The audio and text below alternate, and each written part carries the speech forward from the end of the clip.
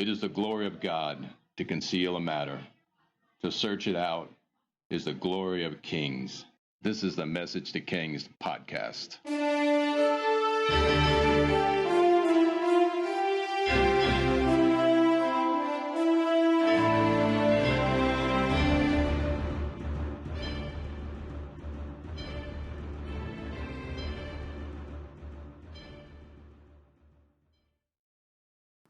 Episode 160, Queen Athaliah's Reign of Terror.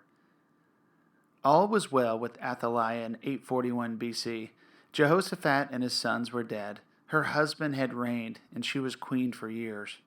Though her husband had since passed, and their son was the current king now, she was the queen mother, and she and her Baal friends had their run of the kingdom.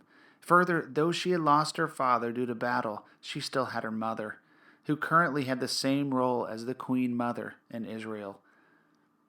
Baal was king in their countries, and they indirectly controlled the thrones of both kingdoms. As her son went off to help her brother, now king of Israel, fight the Arameans, she ruled the kingdom of Judah. Her life was perfect, and Baal was king. But all this changed in a single moment. A messenger came into Jerusalem, wailing and shouting. Others joined in, until the news arrived and passed from person to person. Her son had been killed. She fell back, about to faint, unable to grasp the rest of the message. Her brother had been killed, the royal family, all of her brothers and sisters, every cousin in her family, the entirety of her family line, and her mother. She pulled herself up, her face full of rage. Grabbing the nearest object, a vase, she hurled it across the room, smashing it into 1,000 pieces. Not one to take news lightly, she flew off the rails. Off the rails. She honestly goes crazy. We don't have her true emotional reaction in writing, but we learn this lady is nasty and crazy. Not joking, crazy-like, but psycho crazy. She's one of the craziest women in history, from what we learn soon. What happens next is totally nuts. Now, we've got to understand her context. She's crazy, she's a Baal worshiper, and she's probably demon-possessed of sorts. But further, we learn that Baal priests were, of course, demon-possessed weirdos that cut themselves and did strange stuff. But I get the feel they're the ones doing the dirty work for Jezebel and Athaliah. They're the goons, the paid guns of these women. When Athaliah receives word, she calls in her goons, and probably screaming orders in emotional deliriousness, she orders the death of everyone that could take the rightful throne from her. She orders the death of everyone of the line of David to preserve herself. After all, her husband did something similar. Those demons that controlled her, no doubt, had no better plan than to destroy the entirety of the line of David, whose eternal kingdom and promise was from the Lord. Every one of his family line was to perish, leaving Athaliah, who would eventually die childless, to fulfill the plan of the enemy to eradicate the line of David. She orders the death of every one of the line of David, including your own grandson, the son of her son. And I'm telling you, she's off the rails, delirious, crazy, nuts. To set the stage for later, her lead Baal priest, a.k.a. Goon, his name is Matan.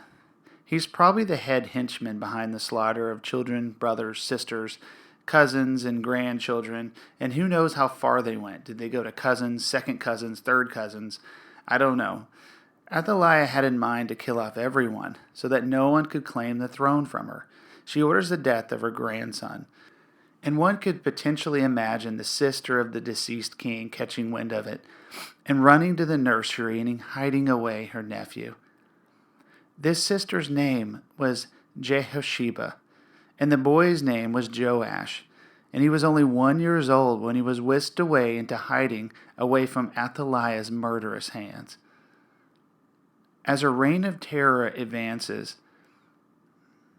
Jehosheba, the sister of the dead king, took Joash the 1-year-old grandson of Athaliah, son of the dead king, and kept him from getting killed. Jehosheba took him to the temple of the Lord, where the high priest, a very old man, he's at least 84 years old at this point. He's going to eventually live to 130. And maybe even, he could even be 100 at this point, depending on the time frames. His name was Jehoash. And he takes him in and hides him in a side room of the temple of the Lord for the next 6 years. At this point, Athaliah is ruling Jerusalem with their goons, and unknown to her, the rightful heir to the throne is hiding very close to the palace in the inner closet of the Lord's temple.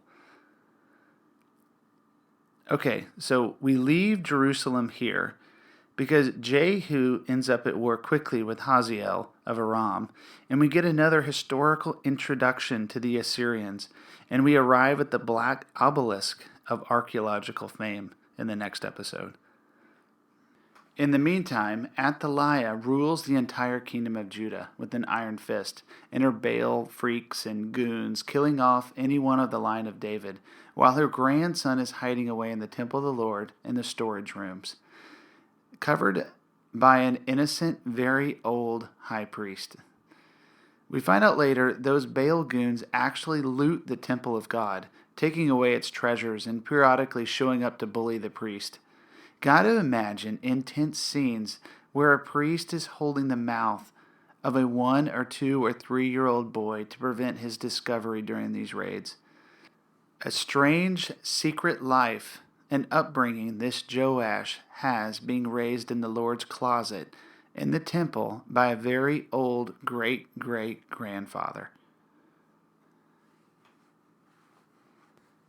To conclude this episode of Message to Kings, this episode is one of those very clear passages where the Hebrew of the names define our story with even greater detail. Here are the main characters and their Hebrew meanings. Athaliah means afflicted of the Lord, better interpreted as an affliction upon Judah. Jehosheba, the heroic woman who saved the boy, her name means Jehovah has sworn.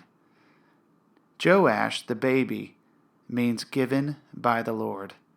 Jehoash, the ancient priest, means Jehovah knows. Can you already feel the hidden message or layers to this story? Athaliah brought affliction to the line of David and the kingdom of Judah. Athaliah orders the death of the line of David, which included her grandson, Joash, who is the gift of God. That's what his name means. Joash is tucked away and saved by Jehosheba, the heroic woman in this story, whose name means Jehovah has sworn, which is altogether true. The Lord has sworn the eternal kingdom to the line of David, for the eventual Messiah would come from this line.